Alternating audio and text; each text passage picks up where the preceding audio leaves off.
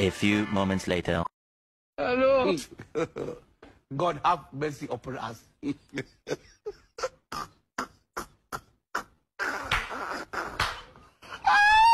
Three centre-backs that went back for.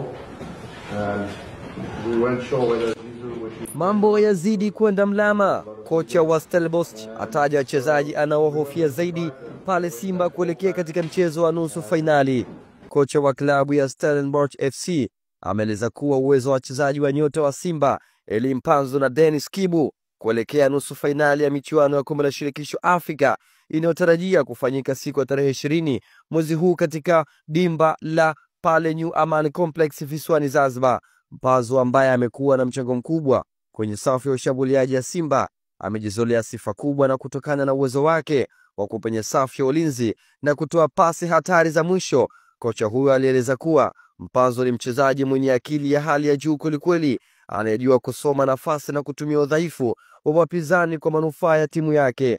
Kwa upande mwingine, Kip Dennis ameibuka kuwa mshambuliaji hatari kwenye huu ni uwanja ambao hakuna kisichowezekana, uwanja ambao Simba wanabadilisha yasiyowezekana akawezekana, yasiyotarajiwa akatarajiwa, yasiyotabirika akatabirika, usiyoyaamini ukayaamini.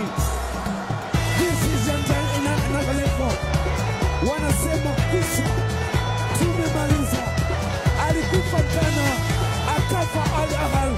Wanasema Platinum shusha, wapinzani shusha, yeyote anayelialia shusha.